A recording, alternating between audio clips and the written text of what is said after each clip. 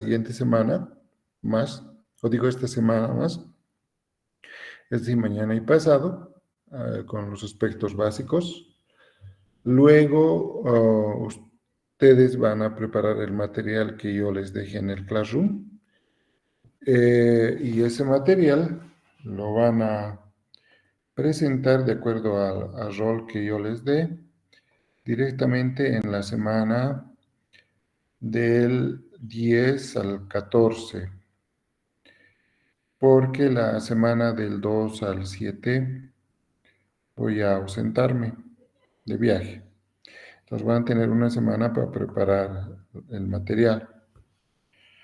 Bien, voy a compartir mi pantalla, pero quisiera que me confirmen si se me escucha, por favor.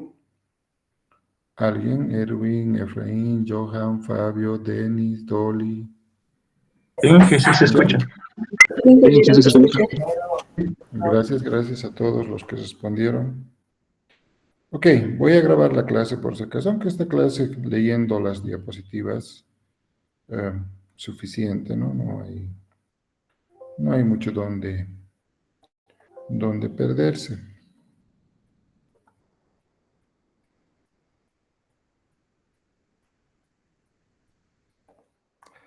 Ok, voy a compartir la pantalla. También informar que este 30 hay elecciones nuevamente y bueno, esas elecciones se van a repetir en función a que las elecciones anteriores que se realizaron a fines del año pasado se han anulado. Por lo que ustedes deben saber, son parte de la comunidad y bueno, entonces hay que volver a presentarnos y estamos presentando nuevamente la dupla, ¿no? Del ingeniero Torrejón con el ingeniero Javier Caballero, decano y director académico. Pero también quiero informarles que hay elecciones a Consejo Universitario, a Consejo Facultativo para ustedes, ¿no? En el caso de informática, Consejo Facultativo hay un frente único, o sea que no hay donde perderse. Y bueno, a Consejo Universitario no estoy muy bien informado. Pero de todas maneras, su participación este viernes es importante, ¿no? Por proyecto por Tecno, por favor. Bueno, vamos a empezar. Ok, vamos a cambiar el punterito. Bueno, vamos a ir por la definición, ¿no? Acá dice, ¿no? En el área de ciencias de la computación,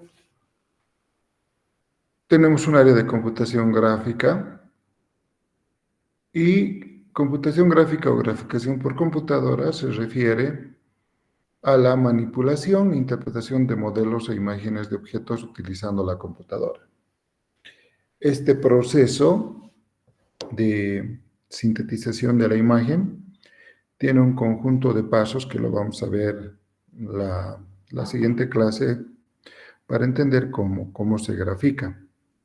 Como había dicho en la anterior clase, no es lo mismo un gráfico 2D que un gráfico 3D. Es bastante más simple un 2D porque es un gráfico plano y la pantalla por naturaleza es plana. Entonces no tenemos mucho problema. En cambio, les había dicho en 3D tenemos que simular la profundidad, tenemos que simular el eje Z. Solo tenemos el eje X y el eje Z es imaginario. Entonces tenemos que valernos de algunos algoritmos que permitan sintetizar en una imagen algo que nosotros queremos, ¿no? También les recuerdo que había dicho que computación gráfica es un área de la algoritmia, ¿no? Todo en esto es en base a algoritmos, ¿no? Algoritmos en 2D, algoritmos para 3D, etc. Ahora, la computación gráfica tiene algunas subáreas, ¿no? La síntesis de imágenes, procesamiento de imágenes y análisis de la imagen. Cada área por sí misma es un área grande y puede tranquilamente ser parte de una materia, de un diplomado, de una especialidad, etcétera, y incluso por una área misma puede ser más, abarcar más de un curso. Ahora vayamos por cada uno. La síntesis de imágenes es el área que nos permite producir representaciones visuales a partir de especificaciones geométricas y visuales de sus componentes. Esto es lo que vamos a ver en esta materia, pero vamos a ver lo que es síntesis de imágenes. Y frecuentemente se dice computación gráfica a este proceso de síntesis de imágenes, pero sin embargo no hay que olvidar que también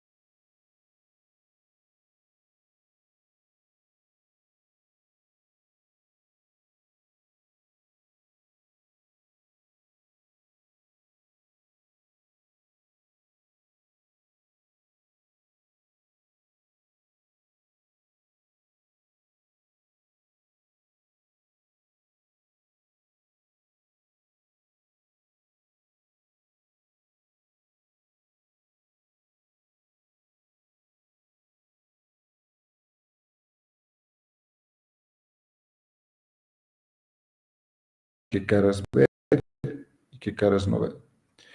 Luego, dentro del último tema, también les dije que vamos a ver fractales. Esto es un fractal, ¿no? Un terreno fractal. Aquí se puede ver cerros. El fractal, en su generalidad, me dice que el todo es igual a las partes y las partes es igual al todo. Y eso se puede ver acá, ¿no? Si tomamos un pedacito de esto, de este cerro, de esta montaña, va a ser igual a todo el resto de la montaña. Si tomamos un árbol, porque los fractales, dijimos, están hechos para representar sobre todo objetos de la naturaleza, vamos a ver que un árbol es igual a una ramita con sus hojitas, y la ramita con sus hojitas tiene las mismas características que el árbol, ¿no? Entonces eso también es otra figura que obtenemos a partir de la síntesis de una especificación en base a la lógica de una máquina copiadora múltiple. que me permite generar este tipo de escenas. Acá tenemos un ray tracing, ¿no? Acá claramente, a diferencia de este que está a la izquierda, nosotros podemos ver que aquí hay efecto de la luz, acá no. El color es compacto en todo, cualquiera de los sentidos que nosotros analicemos, de los lados. En cambio, aquí hay una fuente de luz que nos indica que por aquí hay una luz, ¿no? Que está incidiendo directamente acá, acá, acá, en todos los lugares donde hay mucho brillo. Y acá hay una sombra. Entonces, acá claramente podemos ver que para sintetizar esta imagen tenemos que considerar más elementos que acá. Acá solamente podemos considerar los puntos del cubo para generarlos, los colores de cada cara y qué objetos son los que no se van a pintar y qué objetos se van a pintar. Aquí hay que especificar dónde está parado el observador, porque depende de dónde está parado el observador, va a haber cierta parte de la imagen con cierto efecto de la luz, dónde está la luz, y para determinar la interacción con esta tetera, por ejemplo, tenemos que hacer uso de vectores y de rayos, ¿no? En la técnica del ray tracing. Y cada uno de estos, más o menos, está relacionado con alguna especificación que nos permite generar esa imagen. Aquí tenemos otra generación de esta imagen, ¿no? Estas son un poco más complicadas. Entonces hay por atrás algo especificado que nos permite generar esta imagen. Aquí tenemos esta otra donita, ¿no? Que obviamente se nota que tiene luz porque acá se ve sombra y que la base tiene alguna característica de reflejo, por eso se ve reflejado. En el procesamiento de imágenes les había dicho, bueno, la idea es mejorar en lo más que se pueda la imagen. Hay imágenes muy antiguas. El otro día estaba revisando algunas imágenes de Cochabamba muy antiguas y pues es interesante ver eh, esas fotografías antiguas con algunos detalles que no se perciben, ¿no? Sería interesante aplicar algún filtro a estas imágenes para tener imágenes de esta calidad o por lo menos de esta calidad, que en cualquiera de las dos son mejores, ¿no? Estas características de la síntesis de imagen, del procesamiento de imágenes, del análisis de imágenes, se han visto favorecidas precisamente por los aspectos del desarrollo tecnológico de las computadoras de escritorio. Esto de procesar imágenes, por ejemplo, vayamos a la década del 90, cuando yo estudiaba y probábamos este tipo de algoritmos, eh, fácil nos llevaba a obtener el resultado de un filtro. Yo no hacía esto, lo hacía Marcelo Flores, pero él generaba la imagen tipo 10 de la noche y teníamos que volver en la mañana para ver la calidad de la imagen. ¿Esto por qué? Porque las computadoras de ese entonces eran una 386 con un pequeñito de disco, un pequeñito de memoria y bueno, tardaba como 8 horas, 6 horas, 4 horas, dependiendo de la complejidad de la imagen en general, el resultado. Pero lo mínimo era 4 horas, ¿no? Entonces, puede imaginarse, ahora el mismo proceso pues tarda a lo sumo unos minutos.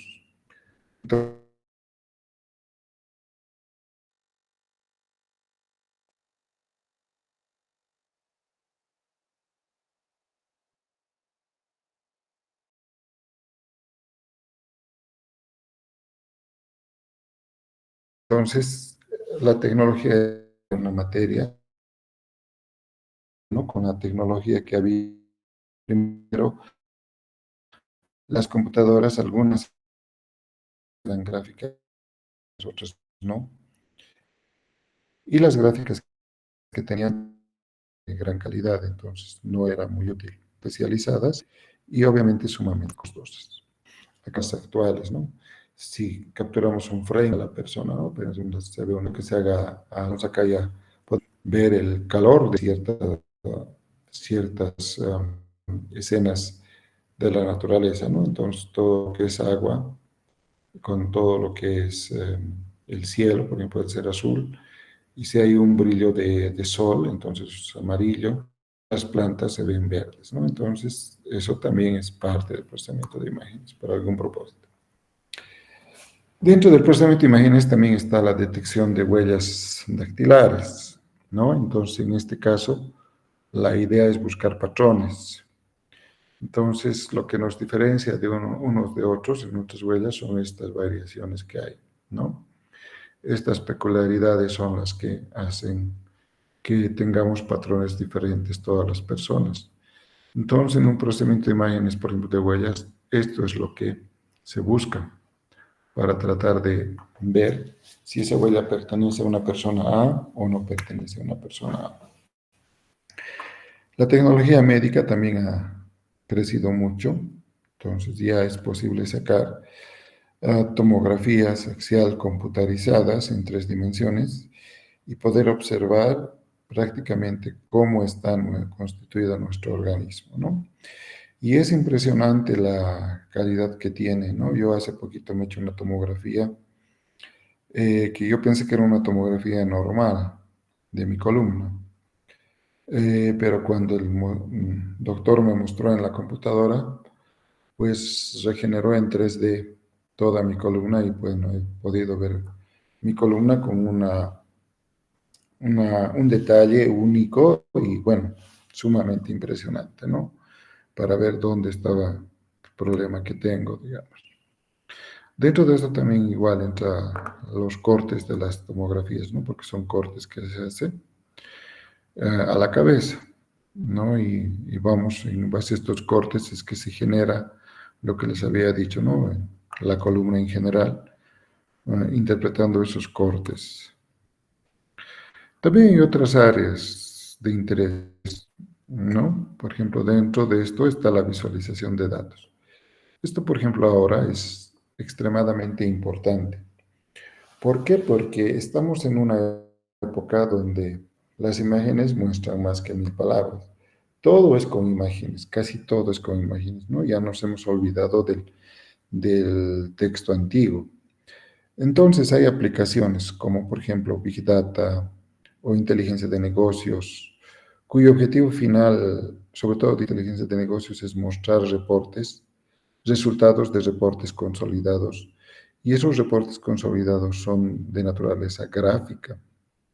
Y al ser de naturaleza gráfica, esos reportes, pues necesitan que sean fácilmente mostrables a los usuarios, fácilmente entendibles.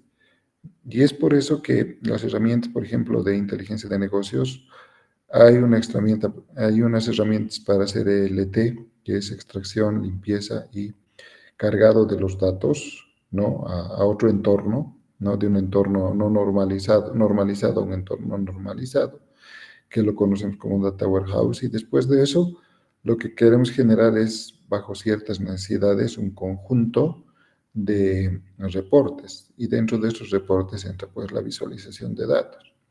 Entonces ahora se ha vuelto un área de investigación muy importante porque queremos ver de la mejor manera sintética y que pueda ser interpretado por una persona que sea del área, los datos de mejor manera, pero de forma gráfica, ¿no? Entonces, por eso es importante ahora la visualización de datos, ¿no? Y dentro de esto obviamente entra la visualización de imágenes médicas, la visualización de los programas de aplicación cuando estamos desarrollando. Las aplicaciones ahora nos ayudan, ¿no? Aparecen menucitos para saber en qué parte del código estamos, qué componente estamos usando, manipulando, etcétera, etcétera. Para aspectos como la dinámica de fluidos, ¿no? Cómo muestro el comportamiento de los fluidos, es parte de la mecánica, por ejemplo, ¿no? Los fluidos, un fluido, el aceite en un motor, ese tipo de cosas, ¿no? Y lo que les decía al principio, la visualización de la información, sobre todo orientado ahora a lo que es inteligencia de negocios. Bien, yo creo que todos sabemos esto, pero de todas maneras es importante remarcarlo, ¿no? Un sistema gráfico es esencialmente un computador con un conjunto de componentes, el procesador, la memoria, el buffer, dispositivos de salida, dispositivos de entrada. Esquemáticamente lo vemos así, ¿no? Tengo algún dispositivo de entrada, mouse, teclado, una tablet, el procesador que interactúa con la memoria y con el buffer, y el buffer que es leído y nos muestra en un dispositivo de salida. Entonces, en los gráficos tenemos algunos conceptos, ¿no? Raster es la línea de rastreo. Este tipo de computadoras, pues, dibuja la computadora recorriendo de izquierda a derecha y de arriba a abajo, ¿no? Esa es la línea de rastreo para dibujar. Solo que ese proceso lo hace tan rápido que para nosotros, pues, es absolutamente imperceptible. Luego tenemos los píxeles, ¿no? Son los elementos gráficos más pequeños que podemos manipular en un entorno gráfico, ¿no? Entonces son los cuadraditos que en conjunto forman la resolución de una computadora. Luego tenemos el buffer o el frame buffer, que es el eh, lugar de almacenamiento de memoria para acelerar ciertos procesos, para guardar ciertos procesos y para mostrar um, los resultados, ¿no? Luego tenemos la profundidad de colores, ¿no? Entonces tenemos distinta gama de colores en base a la gama de colores que nos pueda ofrecer, que van de 256 hasta los millones de colores. La resolución, que es simplemente la multiplicación de cuántos píxeles de ancho por cuántos píxeles de alto. Y la rasterización o conversion scan es como, por ejemplo, Storytest, para mostrarnos esto, ha hecho una rasterización de lo que está por atrás, ¿no? Y nos está mostrando, por ejemplo, esta imagen acá. Bien, entonces en los sistemas gráficos tenemos una amplia gama de tratamiento, ¿no? Por ejemplo, este ojo, puedo recortarlo, puedo traerlo, puedo agrandarlo, pero también voy a tener algunos problemas, ¿no? Acá, por ejemplo, si agrando la figura, entonces tenemos este problema de que aparece como cuadraditos, ¿no? Este problema en gráfica se llama aliasing y hay formas de tratarlo. Y los algoritmos, como el problema es el aliasing, los algoritmos se llaman algoritmos de anti-aliasing, ¿no? Para poder mejorar esa situación. En las aplicaciones, bueno, son bastantes, ¿no? Interfaces de usuario, por ejemplo, las famosas WIGI. Entonces, son interfaces basadas en ventanas, en todo ese entorno gráfico que ahora manejamos. También tenemos el trazado interactivo de gráficos, ¿no? Que son gráficos para usuarios en ciencia, que es la visualización científica. En este caso, en situaciones, no usan este tipo de monitores que nosotros tenemos a la mano, sino que más bien usan monitores especializados. Este tipo de monitores que usamos son del tipo raster, ¿no? Por eso se llama línea de rastreo. Y los otros monitores se llaman vectoriales, ¿no? Son sistemas que no necesitan recorrer de izquierda a derecha y de arriba a abajo para dibujar la pantalla, sino directamente se hace un dibujo como si estuviéramos dibujando en un papel, ¿no? Sin necesidad de recorrer todo. Estamos dentro de la automatización de escritorios. Antes necesitábamos una agenda, una calculadora, estoy hablando físicos, ¿no? Algo para anotar, etc. Ahora todo está en un celular o en una computadora. Entonces, un calendario de escritorio para cuando necesitabas ver las fechas. Eso ahora ha quedado un poco atrás. O las herramientas CAD, Computer Aided Design, más bien, ¿no? Diseño asistido o auxiliado por computadora. Dentro de esto tenemos, por ejemplo, el AutoCAD y todas las herramientas de diseño.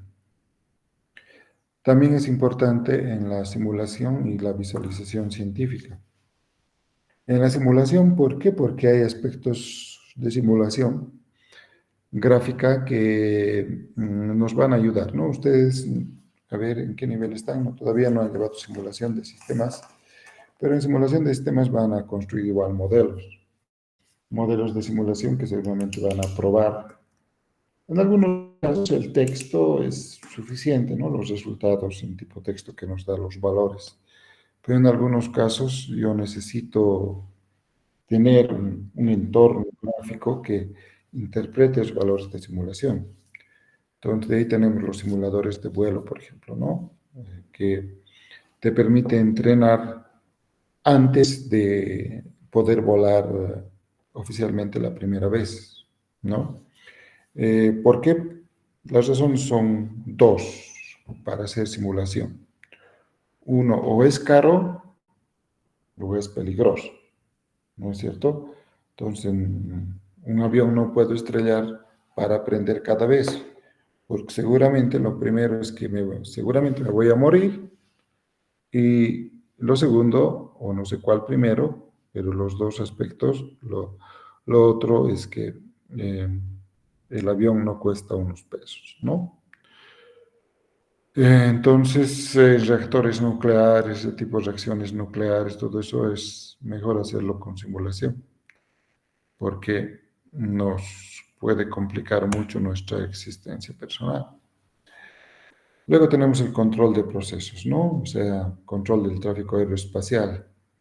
En los centros de control de tráfico aéreo ahora tienen unas pantallas muy grandes donde puedes ir observando por dónde están yendo los aviones y tener un buen control de la altura, ¿no? O sea, no puedes mandar a dos aviones a la misma altura por ninguna circunstancia. Tienes que hacer una pequeña variación, especialmente si el flujo es nutrido, como en aeropuertos gigantes como el de Miami, por ejemplo, o Guarulhos en Brasil, ¿no? O el aeropuerto de El Dorado en Colombia, o el aeropuerto de Panamá, que son aeropuertos gigantes. Entonces, en nuestro aeropuerto no hay problema, ¿no? Un avión sale cada X tiempo y no hay donde perderse, ¿no? Entonces, controlar es muy sencillo. La cartografía, ¿no? Representaciones geográficas o fenómenos naturales. En estas épocas donde hay incendios, etcétera, esta información es importante. El arte, ¿no? Ahora hay muchas personas que hacen arte con computadoras, entonces para ello obviamente tienen que generar texturas artificiales y eso es absolutamente importante. Entonces son aspectos que hay que considerar.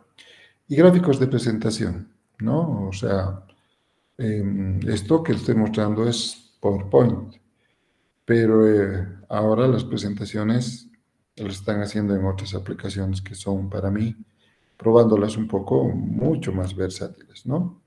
Como el Canva, por ejemplo, ¿no? Muy bonito. Bien, hablando un poco del hardware gráfico, son dispositivos de entrada y salida conectados a una computadora. Pueden tener en algunas situaciones varias estaciones gráficas. Generalmente necesita harta memoria.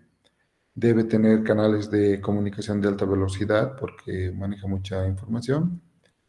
Y los dispositivos remotos deben tener un canal de comunicación que va por encima, ¿no?, de esta velocidad, ¿no? Y los dispositivos pueden ser digitales o analógicos, ¿no? Entonces, hay los gráficos vectoriales, el monitor que les decía, que dibujo tal cual nosotros dibujaríamos en un papel, ¿no? Y los gráficos de barredura o matrices, que es las computadoras que ahora tenemos. Bien, acá el sistema gráfico de las computadoras es en este sentido, ¿no? En el borde superior izquierdo tenemos el 00 y de ahí va creciendo el X hacia la derecha y el Y hacia abajo. Por tanto, el Y hacia abajo es positivo y el X hacia la derecha también crece en positivo. Entonces, para ubicar este Hello World aquí en esta ventana, que para nosotros para hacer toda la ventana podría ser una pantalla o una parte de la pantalla, Entonces tenemos una longitud y esto se va a dar en una relación, ¿no? Más o menos ubicado en el ancho de la ventana entre dos y el alto de la ventana entre dos. Entonces estas son las coordenadas para ubicar esa longitud de cadena. También tenemos la resolución gráfica, ¿no? Entonces virtualmente usamos un rectángulo de visualización. Entonces, resolución gráfica es el número de posiciones horizontales y verticales que pueden contener. Entonces, NDH es número de posiciones horizontales, NDB, número de posiciones verticales, white, el ancho del rectángulo en milímetros y la altura del rectángulo en metros. Entonces, así podemos describir una resolución gráfica. Bien, vamos a ver un poco de interfaz de usuario, que en la subsiguiente práctica vamos a aplicarla en los trabajos. Bien, de las interfaces simples a las interfaces gráficas de usuario. Esto lo voy a pasar un poco rápido porque obviamente esto lo pueden leer, no hay mucho que explicar, ¿no? Lo que hay que resaltar que es que en 1945 ya habían algunos, como pueden haber algunos dispositivos de realizar ciertas tareas con ayuda no con ayuda, sino con la idea de manipular mejor los objetos desde un entorno que llamaríamos una interfaz de manipulación, ¿no? Entonces, a partir del 60 ya aparecen algunos nuevos conceptos como el time sharing entre varios usuarios, es decir, compartir tiempos para trabajar sobre algo específico, donde cada usuario aporta. Luego, superficies electrónicas de entrada y salida y sistemas de tiempo real interactivos para el procesamiento de la información. Y aparece aquí por primera vez casi el concepto de concurrencia. Concepto de concurrencia, yo creo que, bueno, hay algunos que están en base de datos, y eso tiene que ver con varias personas tratando de acceder al mismo recurso de datos a la vez, ¿no? Entonces, administrar la concurrencia no es una tarea trivial, sino que hay un conjunto de protocolos que tenemos que cumplir, que lo van a ver después, ¿no? Luego, históricamente, esta persona es el padre de la Internet, se considera así, que antes de llamarse Internet se llamaba ARPANET. Otro personaje que ha contribuido a esto es Ivan Sutherland, del Tecnológico de Massachusetts, que lo consideramos como creador o padre de la computación gráfica, ¿no? Esto sí es importante un poquito darle unos minutitos, porque es la primera persona que ha introducido conceptos 3D para modelar objetos, ¿no? Para hacer simulaciones visuales o para diseño asistido por computadora, finalmente la aplicación en realidad virtual. También es el creador del Sketchpad, que es el primer programa que permitía manipular objetos gráficos. Entonces, este era un visionario muy adelantado en su época, porque imagínense, los 60, ni yo había nacido. Entonces, son como 60 años, más de 60 años, que esta persona estaba adelantado a lo que ahora hacemos, ¿no? Él es Iván Sutherland, ¿no? Todo este aparatejo grande era para hacer gráficos muy simples, pero obviamente que ha servido para todo lo que ahora tenemos. Entonces él ha manejado unas ideas, ¿no? ¿Cómo manejo, cómo manipulo los objetos? Pues decía a través de una jerarquía entre objetos, ¿no? Entonces de ahí también han aparecido los primeros conceptos de objetos e instancias. Y esta base también ha sido la base para después desarrollar el primer lenguaje de programación orientado a objetos que se ha divulgado, que era Smalltalk, ¿no? Smalltalk es el primer lenguaje orientado a objetos puro, que todavía sobrevive, pero obviamente ha sido desplazado por los dos lenguajes más usados en la actualidad, como son por una parte Java y por otra parte Python. También Sutherland en su momento ya dio la idea del uso de iconos, también el uso de lápices de luz para trabajar sobre la pantalla. Y obviamente también ya había la idea de un sistema de coordenadas para describir y representar el objeto en ese sistema imaginario. Otro personaje es Douglas Engelbart. Este es el primer mouse que se ha construido, ¿no? Tenía dos rueditas y un rodillo y básicamente cuando movías, entonces hacía una interfaz con un dispositivo, ¿no? Como pueden ver, no se parece en nada al dispositivo actual, pero sin embargo ha sido el primer mouse que hemos conocido en la vida. Y bueno, Douglas Engelbart nos ha proporcionado las bases de muchas áreas, ¿no? Aquí están algunas de ellas que las van a leer y que no solo tienen que ver con computación gráfica, ¿no? Múltiples ventanas puede ser con computación gráfica, pero el resto tiene que ver con otros aspectos del desarrollo de la ciencia de la computación, ¿no? Por ejemplo, ahora es muy importante esto, el control de versiones. Incluso ustedes ya trabajan, ¿no? Manejan unos sistemas de control de versiones para trabajar colaborativamente y tienen esos repositorios, pero él ha dado algunas bases.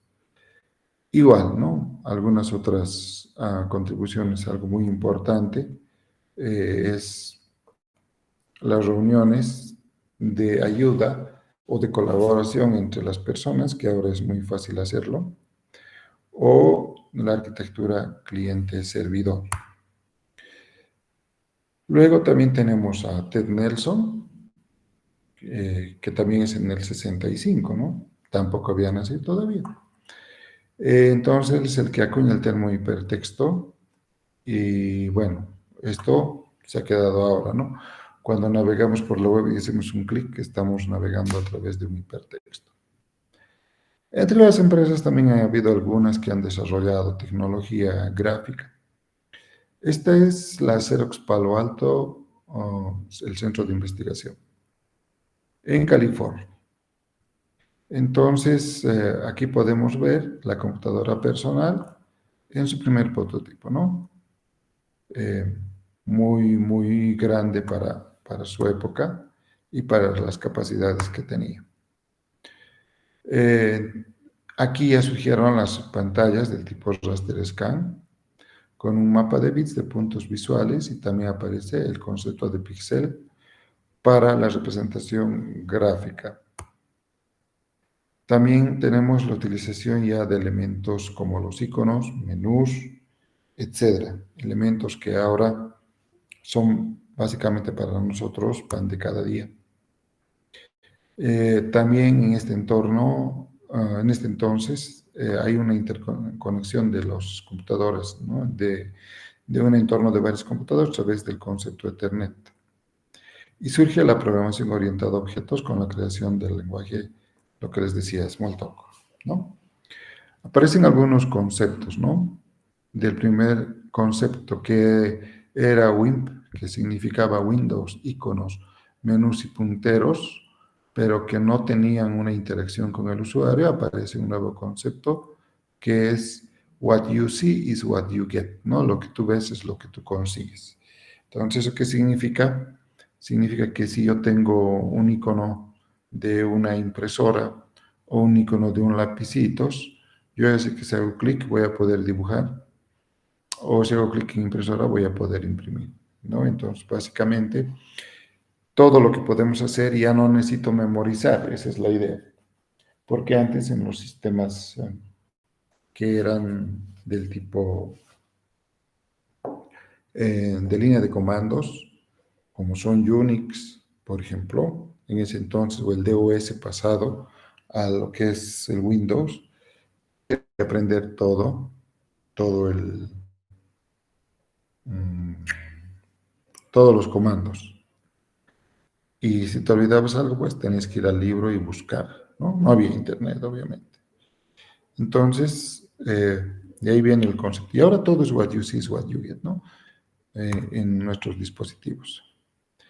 Aquí tenemos a Alan Kay y Adele Goldberg, que son personajes que han contribuido mucho a la parte gráfica y a la orientación a objetos, ¿no?